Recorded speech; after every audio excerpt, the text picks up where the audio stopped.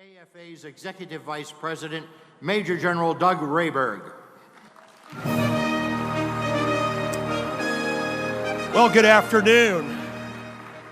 All I want to hear from an applause was there a change in the wind with the Chief's speech this morning? Let's hear it. Welcome back from lunch. The topic of this session this afternoon is now taking the threat and the strategy. I hope everyone in the audience today has had a chance to read the National Defense Strategy.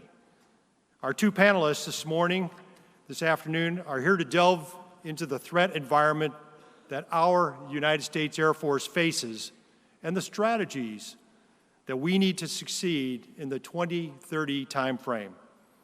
As the Chief shared this morning, we need to work toward the Air Force we need.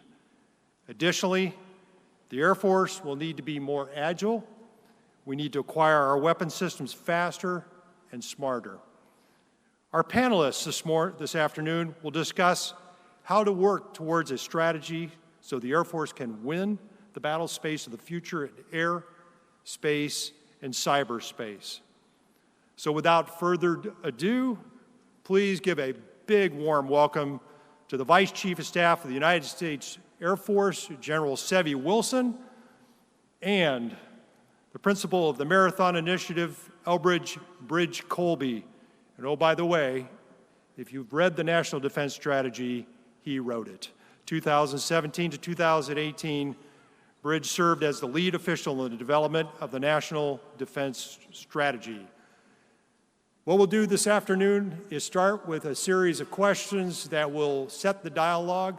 Please send me your questions so that we can pick up from the audience after we set the tone about the strategy and the threat.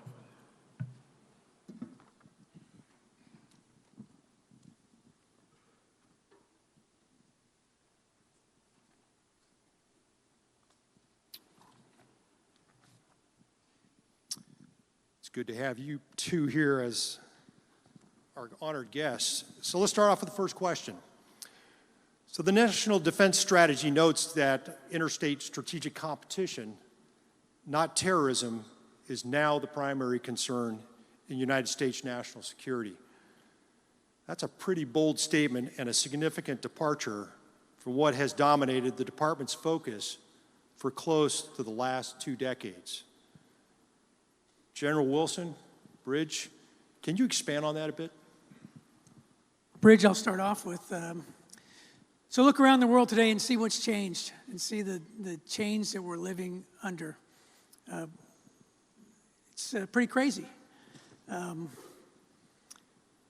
As the Vice Chief, I spent a lot of time helping the Chief in his 3 hats. He's an International Air Chief, the Chief who organized, trains, and equipped the force, and a member of the JCS. And as such, we're spending a lot of time talking about that threat and the threat that again, we see changing throughout the world. We're trying to look through the lens of threat, strategy, concept of operations, force design. How do we build the requirements and acquire things in that lens? But as the Vice Chief in the meetings, I spend a lot of time in the Pentagon, we're talking a lot about the threat. So the threat has changed. I think now we're looking through a lens that is an existential change and an existential threat out there. And we have to be prepared for it. And we have a generation of airmen who've been focused on a fight for the last 2 decades in a fight in the Middle East. But we have to think differently because of this world change. So I tell people, if you think back in time, if you think back to the world on December 6th, 1941, and on December 8th, the world changed and we thought completely differently. We thought differently on October 4th, 1957, than we did on October 6th, when the Soviet Union launched Sputnik. And we thought completely differently on September 10th, 2001, than we did on 2012, because of a changing world environment. And I think that's what we're looking at today, is this changing world environment where we've always been the big guy in town. No one could compete with us. And now I think we're in a time of strategic competition with peer competitors.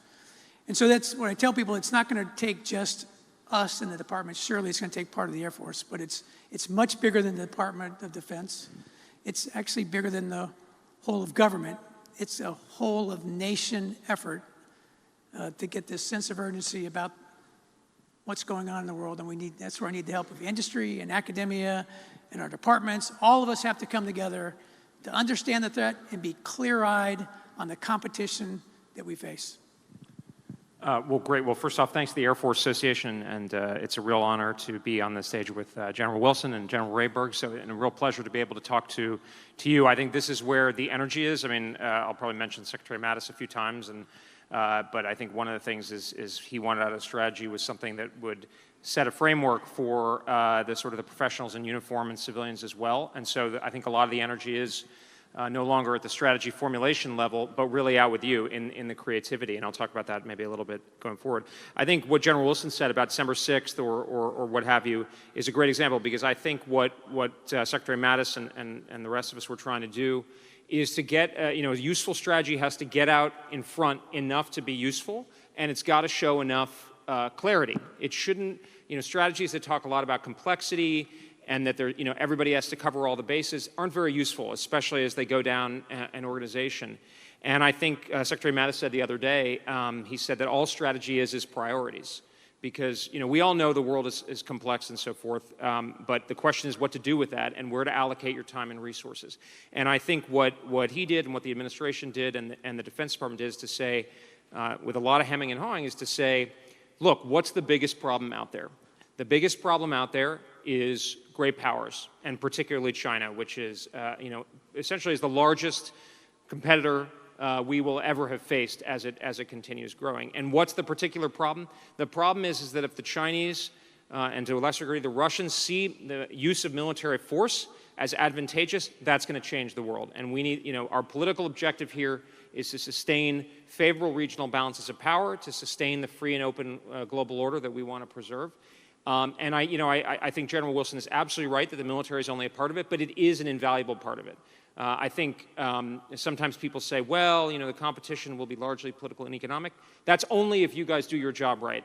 And it's a really, really hard job, but I think it's also a tremendously challenging job. I actually, in some ways, I envy people in uniform who are now having to grapple with problems that are much tougher, but demand the creativity and professionalism that was required after Sputnik or the Plan Oranges of the 1930s. That's the level of creativity, vision, agility that I think the country needs, and only the military can provide. Can I pick up on Bridges' comment about China, just in terms of, I want people to be clear-eyed on the competition and the challenges ahead with a country the size of China. So if we look at what is going on in China, and I'll get this, I call it a 15-to-1 problem, but here's my explanation of it. Our economies are nearly the same size. Ours is a little bit higher, and there's a lot of people that would say that our GDP is more than theirs. And there's others who would say, economists would say their purchasing power parity is actually higher than ours. But I'm going to say they're roughly comparable in size, 1-to-1 in terms of economies. 2-to-1 is their growth rate. Right? They had their lowest growth rate in 38 years and growing at 6.7%. That's double what our growth rate is. 4-to-1 is their population compared to ours. Actually, it's 4.2-to-1, the United States population. And they've been graduating 8 times the number of STEM graduates that we have for the past few years. 8x. So 8, 4, 2, 1. That's how I get my 15-to-1. So I tell people, I just project those statistics forward for a decade. And what does that mean? And what does that mean for us? And what I think it really means for us is we have to, again, get this sense of urgency, and we have to start acting more like David than Goliath. And we've got to be that nimble, to Bridges' point, nimble, agile, quick, and be able to show strength through our military. But again, I want everybody to be clear-eyed on that competition out there, what's going on globally. And as Bridges talked about, China's, I think, the pacing threat.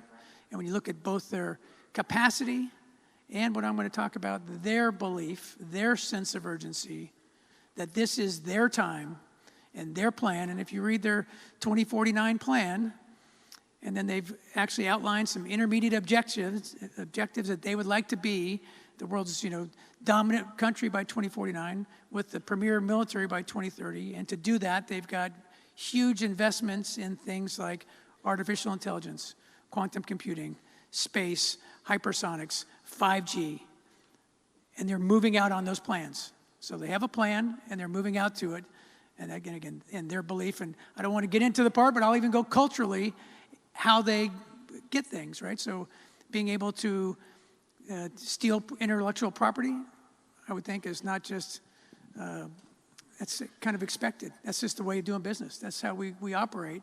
And that's, again, let's be clear out in the competition of which we face as a country. That's why I say it's not a DOD effort. It's bigger than a whole government effort. It is a whole of nation effort to be clear-eyed on the competition in front of us. So a short question as we're talking about the threat. So who's the peer and who's the near peer in this threat? Well, I think one of the things is that actually Secretary Donovan, I think you were in this meeting, but I remember very vividly at one point, Secretary Donovan saying, like, I think, a lot of the strategy is basically getting back focused on the threat. I was like, yeah, that's actually pretty good. My view is a good strategy should be kind of boiled, you should be able to boil it down into not so many words. There are a lot of words in the strategy, but it's kind of give context. But it should be able to be relatively readily communicated. I think, look, basically, certainly with China, we are facing essentially a peer. And particularly when you think about this as a contest that is taking place in a regional context in addition to a global context. So as the Department of Defense's excellent Indo-Pacific strategy talks about, released in June of this year, the Indo-Pacific is the world's largest market. All of the growth dynamics that General Wilson is talking about vis-a-vis China also pertain to the region as a whole. That is increasingly the world's center of gravity. If China can, as it clearly seeks to attain, achieve regional hegemony there, it's going to then set the rules of the road in a very material way for the American people. Sometimes people say, well, China's strategic competition with China isn't resonating with the American people. Well, if you ask it that way, it sounds very academic and kind of removed. But if you say, is China a challenge to the way you're living, to your job, and the way they're behaving? Well, imagine if they can dominate all of the rules of the road in the Indo-Pacific economy. Now, again, a lot of that's going to be political and economic. We are going to want to work increasingly with countries, any country that shares a shared aspiration to avoid an Asia dominated by China. To be emphatic, we do not seek to hold down China or to prevent it from growing. Obviously, as Americans, we wish other people well. We have a long record of that with China. And our own, wealth, to some extent, and our future depends on Chinese prosperity. What we don't want is an Asia where everybody has to check with them. And again, the military role is so key. So I think the peer context is, I talk a lot about the fait accompli as the Indo-Pacific strategy talks about. And I think General Wilson's point about being quick, agile is critical because we cannot allow the Chinese to have the military instrument in addition to their political and economic pressure and leverage that then allows them to say to a country like Vietnam, Taiwan, Philippines, ultimately Japan, India, look, you might not like it, but this is what you have to deal with. And so I think that's the kind of a problem space that I increasingly see the Department of Defense and I think really commendably the Air Force working on, and that's exactly what we need because our military strategy, we don't have the resources, we don't have the abundance. Slight digression, I'm working on a book, and one of my points to the publishers is to say there hasn't been a defense strategy book in a real way in almost a generation because you didn't need to, because we had so much power and so much skill, or you guys did in particular, that we could handle all the problems. Now there are hard choices to make, and you need a clear framework, and I think that's what hopefully the National Defense Strategies produce, and I think the Air Force is clearly moving forward in that direction. Yeah, so I think, to Bridges' point, what the Chief talked about it today, we iterated with Bridge and his team, and we were on version 67, very inclusive as we thought through the strategy, right? But outlined the 3 lines of effort in there, what we're going to try and do, and he's highlighting the middle one in terms of allies and partners and how important they are. And I contend this is a battle of cultures and beliefs and values, right? And so we're our partners who believe in free and open and transparent societies and liberal democracy, as opposed to something else, and we have to offer that alternative and a good, valuable partner that they can trust on. Let's up the game then. Some have raised concern that we may be entering into another costly arms race, and that by competing with states like Russia and China, we may be inviting conflict. So the question is, how would you respond to such concerns? Yeah, let me I'll jump real fast on that. Nobody in the military wants conflict. You know, there's a guy named Curtis LeMay who talked about peace through strength, right? And I contend that's what we should be striving for, that we provide a very strong deterrent, right? Both the capability and the will, and have an adversary or people around the world look and say, not today. I'm not going to try today because they're too strong. So having a strong, lethal, and ready force is critical. And I would tell him, just like the chief, I am confident of our ability today. We have the world's best military. We've been fighting as a joint team for the last 2 decades, and we've got this incredible joint team. But as we look to the future, we also know that we've got to adjust how we've done business. So with the threat and the strategy, we're now looking at new concepts of operations, right? And how does that play into a joint force design? You heard the chief talk about joint force excellence, right? So how does a joint force, what does it look like in a future fight, and how do we design that force? And that's what Tim Fay and his AFWIC team with FanMan and Q are working at. That's what Dr. Roper is working on, the acquisition part. But to be able to have a credible force so that on any day that any adversary says, nah, not today, I'm not going to take on the United States. And so we have that today. But the thing is that our adversaries have looked at us, they've looked at our way of doing business, and they're closing the gap. Again, that's why I come back to we have to change. Status quo is not acceptable. We have to take the world's dominant military and take it to the next level. Right? So that's what we're trying to do. Yeah, if I could just add, I mean, I think one of the things that we emphasize in the strategy, and Secretary Mattis talked about a lot, is it's a strategy of competition, not confrontation. I think there was a very strong perception throughout the department that there needed to be a sharp change in emphasis, both within the joint force, but also internationally. I kind of like the term a costly signal that the trajectory was not on the right path, particularly vis-a-vis China, and going back a number of years, hopeful expectations had not panned out, and the power trajectory and the economic trajectory were not going in a good way. So there was a kind of a sharp shift or turn, precisely in order to preserve the kind of peace that is born of the deterrence that I think General Wilson is talking about. I mean, the reality is that the PLA has grown by roughly 7 to 10% every year for the last 25 years, and their pacing threat is the United States. They're almost exclusively focused on us. Whereas the United States has had multiple missions all around the world, as General Wilson and many of you obviously know, multiple operations in the Middle East and elsewhere. So we were kind of behind the curve, and that's important not only for the joint force, but also internationally for countries to see that we are serious. Now, I think the most persuasive point, and the point I try to communicate to the Chinese is, look, we are not trying to dominate you. We're not trying to split you up. We're not even, we're Americans. We hope one day you become a democracy. That's, our fondest aspiration, of course. But we're not going to use our military to try to attain that objective.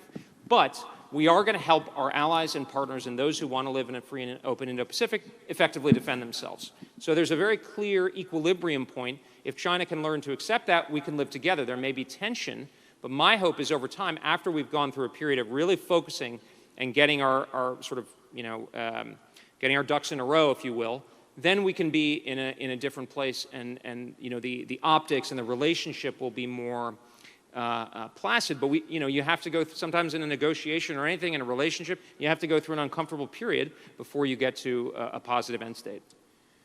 Yeah, very good points, because China has really capitalized, and definitely Russia, on the period of strategic opportunity, as we would call it. The real question, both from a force provision level at the Air Force, but a strategic level for the strategy itself, what really has changed today between Russia and China regarding conventional and nuclear capabilities? Well, we look at where they've modernized their forces, and Bridge just talked about the Chinese and their growth and their modernization and how they're focused on us. We've done a little bit of the same thing, but as the chief talked about in his talk earlier today, in the last few years have been very helpful from Congress, getting stable, predictable, and adequate budgets. We also throw in there the budget flexibility will be important moving forward.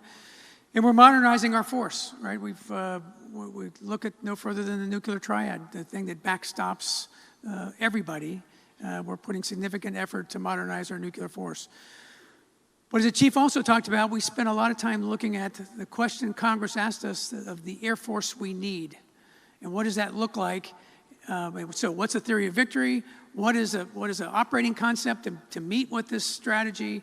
And what would that force design look like? And then we're in a way, building that. And if I were to tell you my synopsis of what that looks like for me, I've got to be able to provide a global sensing network. That I have to be able to connect that through a multi-domain command and control. That I have to do a convergence of effects across all domains with speed, range, and mass. And we do that by owning the high ground. We do that by, again, this multi-domain command and control. We do that by delivering combat power, and we have to be able to move to win. And you heard all that from the chief. So designing that Air Force we need is what we've been spending the last year and a half doing. But with that also comes a really important part. And as Bridge started off his discussion, strategies are about priorities. We also then have to prioritize what is the Air Force we don't need. And that's where it gets hard and uncomfortable for everybody. And I've been asking the question and said, okay, in this 2030 fight, if we can't connect, if I can't increase my speed or lethality, then maybe that needs to go into this pile that says this is the Air Force I don't need. And we take those resources to help build the Air Force that we do need. Yeah, just I think building on that, I think the work that General Fantini and General Hinote and their teams, I think General Wilson mentioned, is, from what I can tell, is superb and just the kind of thing you'd want to see. Some people sometimes say, well, how's NDS implementation going? And I'm a very much a glass half full person on this, because I say you wouldn't want to see 0 to 100, right? Because it's not necessarily clear what the technology that Will Roper is talking about in the acquisition capability, what are the posture possibilities with new political relationships and deepening political relationships we're developing. What we want to see is, I think, a joint force and certainly an Air Force that's developing towards the problem. And I think that, the work of AFWIC and the Chief and the Vice Chief is right on this, which is to quickly contest Russian or Chinese aggression against an ally or a partner like Taiwan from the get-go and be able to achieve operational effects very, very quickly, even in a sense without ever attaining the degree of dominance that the joint force enjoyed in the kind of post-1990 period. The second point is I absolutely 1,000% agree on the hard choices. And I think one of, I remember sitting in program budget review, and one of a general officer from another service kind of said to me, look, Bridge, you're telling us great power competition is important, but you got to tell us what not to do, because it's not fair. We can't decide. I said, that's perfectly legitimate. And one of the many reasons I think the strategy, Hope Secretary Mattis' strategy is distinctive, is it did very clearly elucidate, here are the things, I, the Secretary of Defense, the politically accountable authority, am willing to take risk on. And that, I think, is pretty unprecedented. And I think, it's incumbent upon the department to follow through. It's incumbent upon the Congress and the chattering classes, of which I'm now again a part, to be supportive of that. I think I told CQ recently, I want to get to a point where a member of Congress, you're never going to get a member of Congress to vote to close down a factory. But you might get other members of Congress to say, look, I can't vote to keep open your factory because we know it's going to lose. It's going to be too embarrassing. And that's going to be the conversation. And I think that's one of the areas where it's really important. And it's, of course, a nuanced point, especially for me. But I think to say, look, we have the best, the nation has the best military in the world right now, but we can't take that for granted. That's not a given.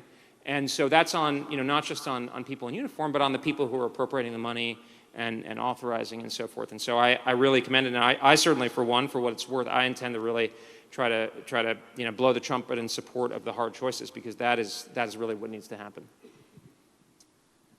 So let's continue the shift as we bridge from really the threat to the overall strategy, and both of you have touched on this.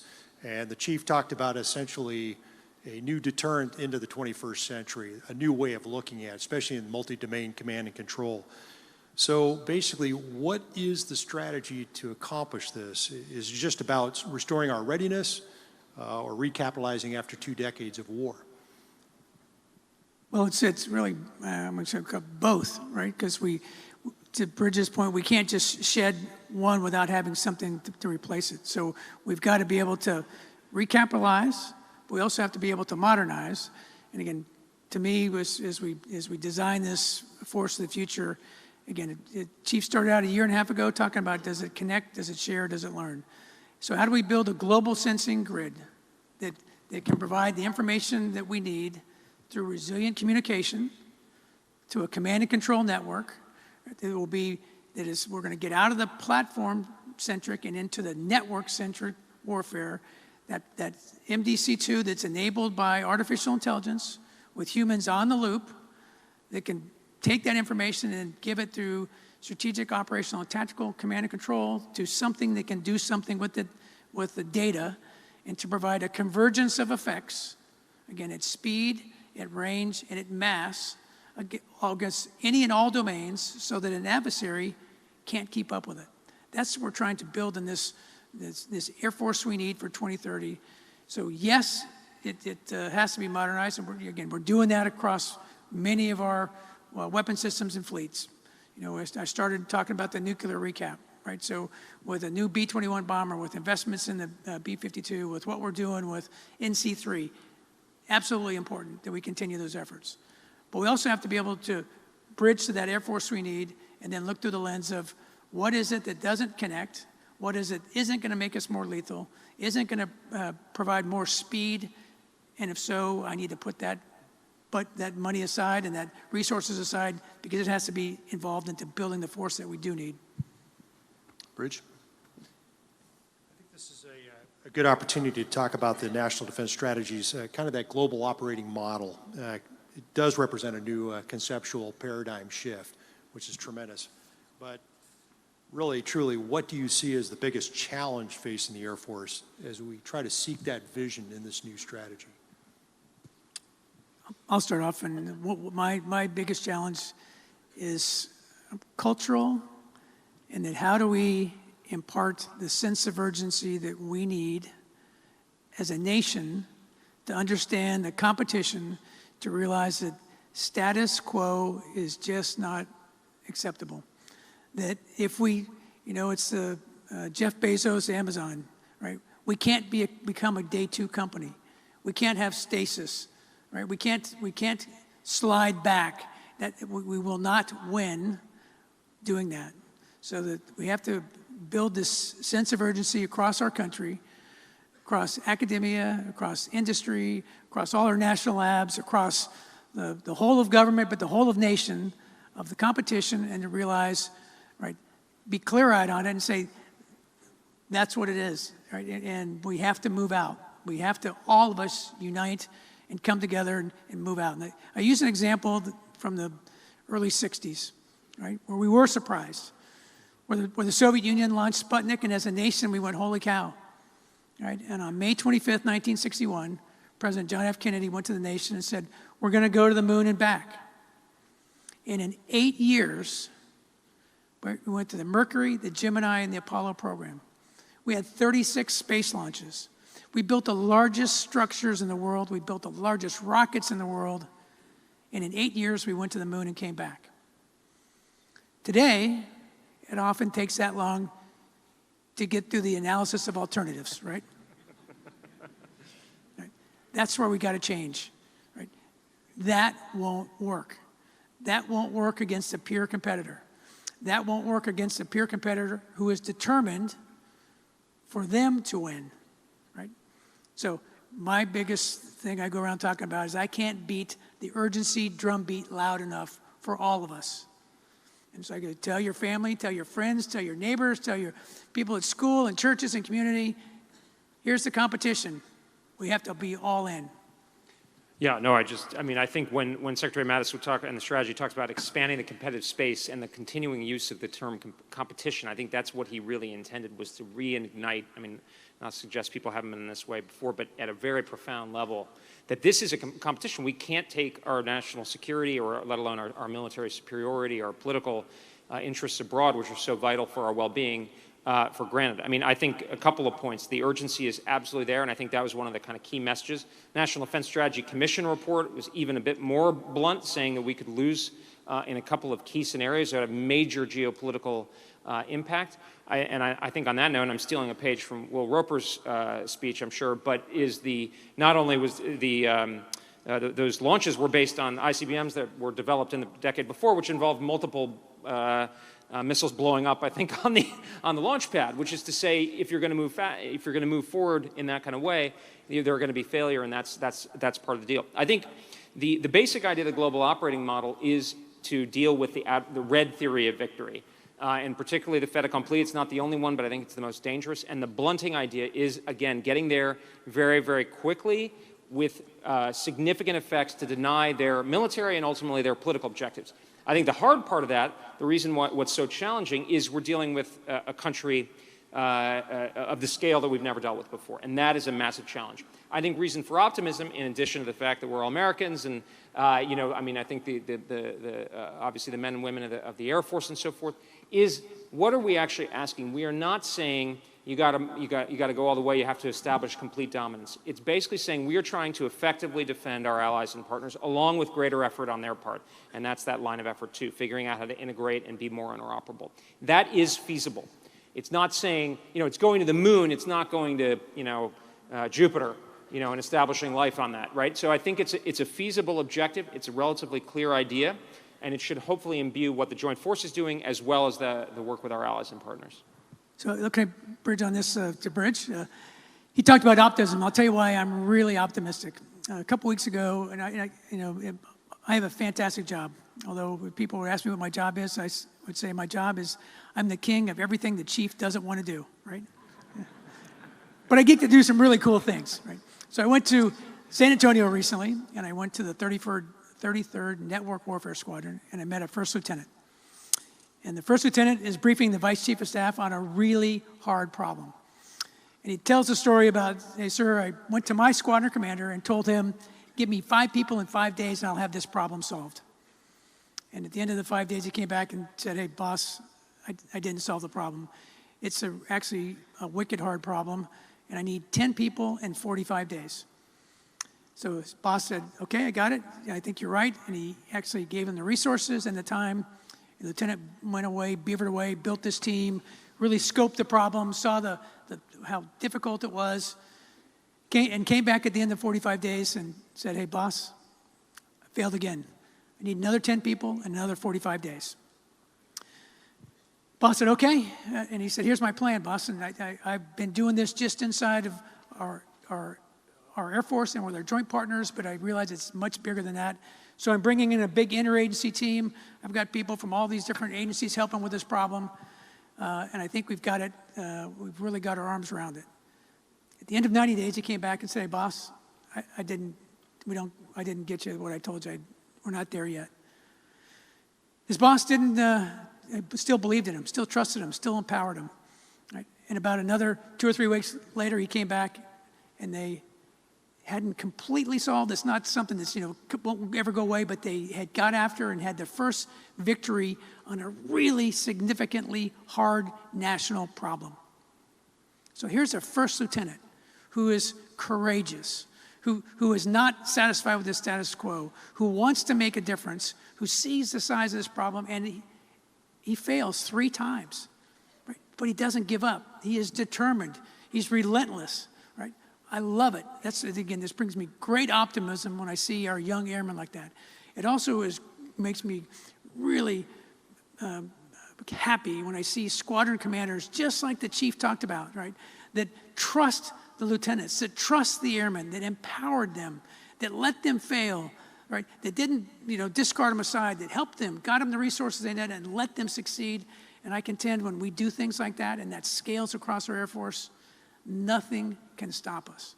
So while I talked about this urgency is really important, I'm really optimistic when I meet our young airmen out there that want to make a difference, that want to be part of something bigger, that have this sense of urgency, that know how to build a team, and then be able to drive relentlessly to success. Well, speaking of the airmen out there, it's time for us to take the questions from our audience. And God bless the senior airmen and the lieutenants that do make the difference.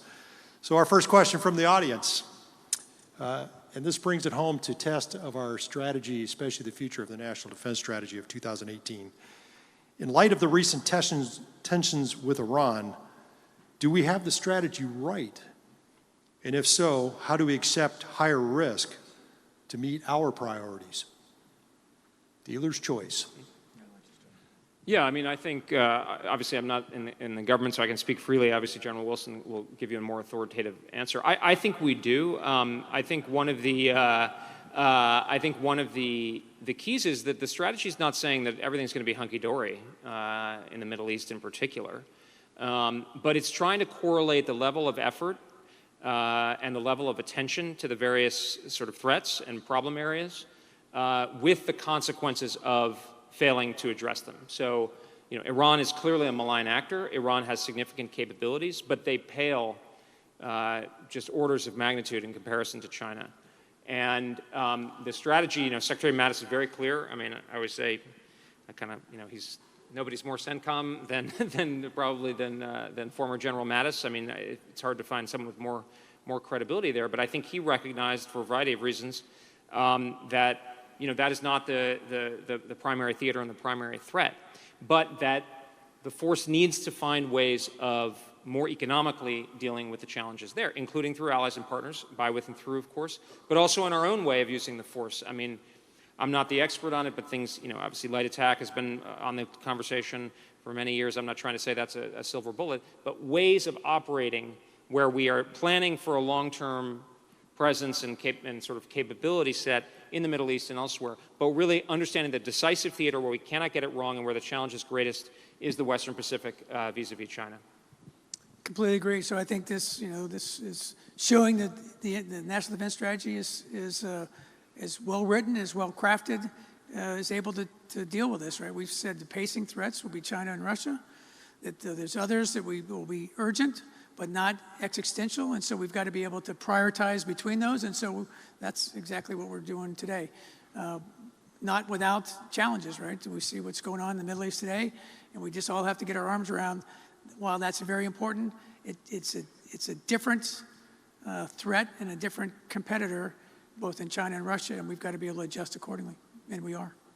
I think his next question from the audience kind of marries up the Chief's discussion this morning about talent management, and now we're going to bring it to the strategy and the threat. So it's a people issue. So what are some of the things the Air Force is doing to recruit and retain the next generation, both civilian and military? General Wilson? Yeah, I'll start off with Jeannie Levitt's here with our Air Force Recruiting Service, who's doing a fantastic job. As every year we bring in about 30,000 airmen.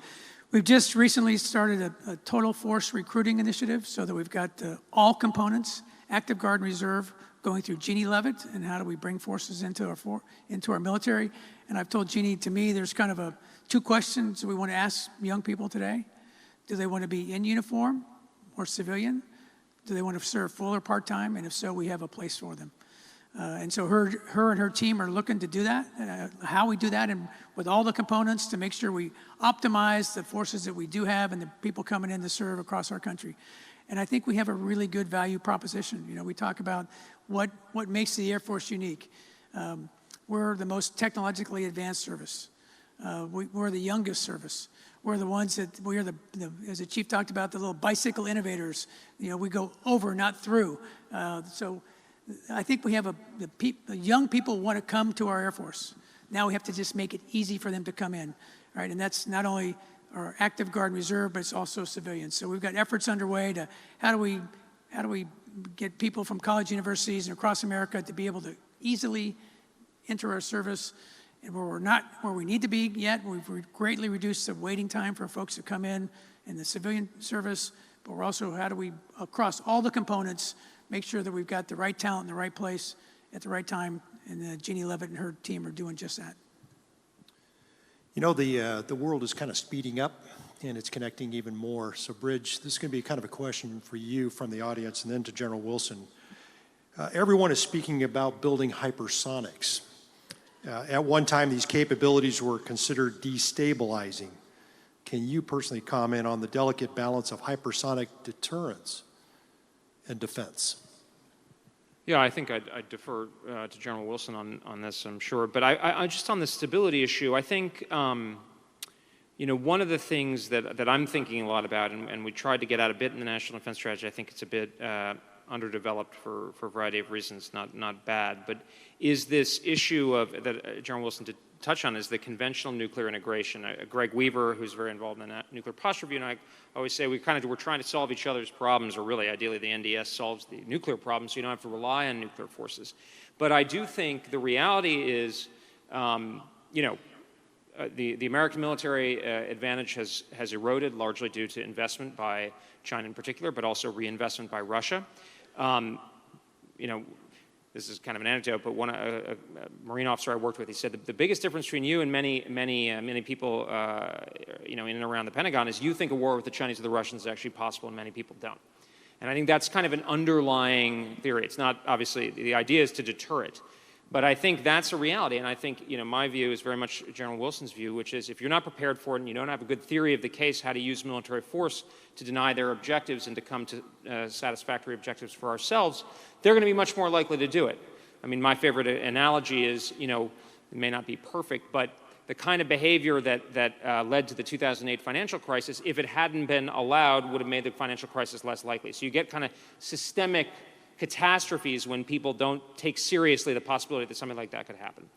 And I think what I'm getting at in the hypersonic context is to say, look, hypersonics are obviously critically important in some way that is connected to the employment of military force for political objectives. There are going to be stability and escalation risks. But those stability and escalation risks are A, going to have to be managed and dealt with, and B, in a sense, are going to be a front of their own. So if there's going to be a war with the Chinese or the Russians, how a war is bounded is itself going to be a strategic exchange. And the military needs to be thinking about that in consultation, of course, with civilian oversight and civilian strategy and so forth. But I think, we need to think about hypersonics and all these kinds of capabilities. Space and counter space is now going to be, it's no longer a sanctuary, so there's going to have to be kind of more discussion of offensive space, for instance, but in a way that's conscious of the stability and escalation risks, but not kind of chained by them. And I think that's one of the many ways in which we're getting into a world in which this kind of thing is possible. But the best way to deter a conflict is to have a very clear way of using force that ties to the political objectives in the hypersonic context and every other one. We were doing hypersonics in the 60s before it was cool, right? And then we kind of we stopped doing it. We had other priorities. We for the last couple of decades, we've been engaged in conflict in the Middle East, and we haven't been focused on it. But others have, and others have studied us, and others, as technology's advanced, we see clearly where they're headed. We see the number of papers being written by the Chinese in hypersonics. We see the investments they're making in their infrastructure and their hypersonic wind tunnels and other things, and we're carefully following all the aspects of what they're doing. And we also have got our efforts underway. Dr. Roper can talk to you at length about our efforts, but it's not just the Air Force. We're in alignment with our sister services, the Army and the Navy. We're also doing hypersonic work, and so we're moving out in that direction. Again, it's something we were doing in the 60s, but we quite frankly stopped doing because A, it was really expensive and we didn't need it. But we look around today and see that others are. To Bridges' part, how do we think through all the consequences of that, and how the stability and escalation and assurances that we need to have as these weapons proliferate around the world. Now, thank you. So here's a bonus round question. So we have plans for dealing with China, and we also have plans with dealing with Russia. But what's being asked is, if they decide to team up, what happens then? Well, we're seeing today where there's cooperation and coordination between China and Russia as they exercise together. And so again, we don't want competition. We want competition. We don't want conflict, right? And so having a credible force, a global force, postured in the right places, with strength, being able to know that they can't accomplish a fait accompli, whether it be in the East or the West or wherever it may be, that we've got not only that, but we've got a range of allies and partners with us, and that we provide a different alternative to them is something we're going to continue to build on, and the National Defense Strategy talks about that, having a lethal and ready force with a network of allies and partners, and being able to maximize the dollars that we do have in the government as we reform government to be able to get that right balance. Yeah, if I could I think that's just building on that, General Wilson's point. I think thinking very, very clearly about the particular problem of simultaneous conflicts with the Chinese and the Russians is important. The Chinese are the bigger challenge, so in my view, that would be the priority, without getting too much into detail.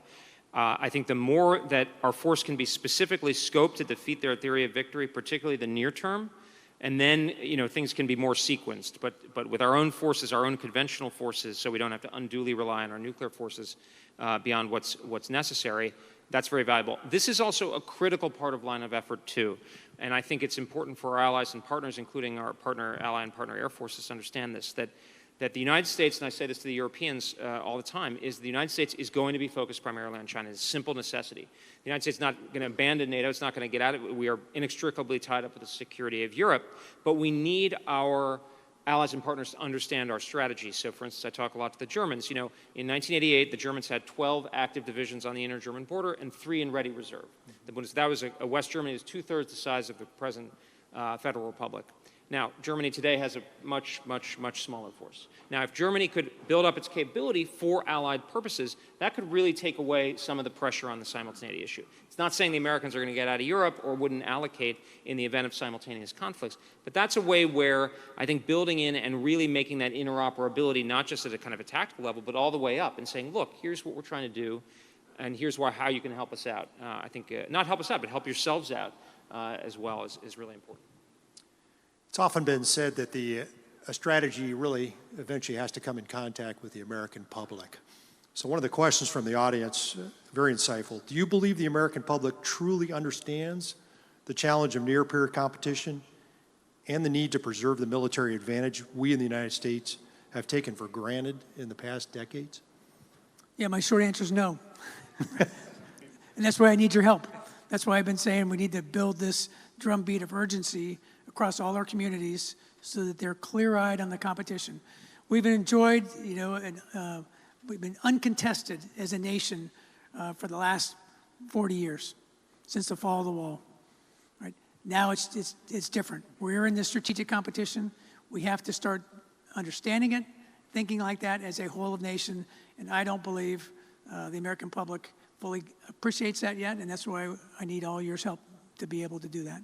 No, I think that's right. I think they don't. Although I do think there's an inchoate sense of the stakes, right? I was at a conference a couple months ago, and there was a very kind of leading Republican senator and a leading Democratic senator, and the one thing they did agree on was that China poses strategic competition. That people feel it. They know there's something that's changed in the world, and in a sense, you see it all around the world. But you certainly see it here. People know that something's changed economically.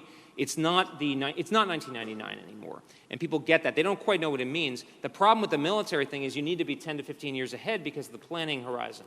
And so I think that's part of what hopefully I can do, but also more importantly, the strategy tried to communicate to the American people, but to keep banging on that. I also think this is a really important part of the choices piece, because the choices allows you to differentiate from we just need to be strong, which may or may not resonate in a world in which Social Security and Medicare are going to come up at some point. But if saying, look, we are making hard choices internally in uniform and in the Defense Department, and this is why, this is how it's so significant, I think that will resonate with the American people over time. I think the best way to wrap up is a very, very short answer from each of you, and that is, I saw a string of the same question, and that is, beyond this administration, will this strategy endure? I won't ask the how. I believe it will. I'm very confident it will. Then I guess those answers, go ahead, General Wilson. No, I'm looking out here in the crowd, and I want to make a point.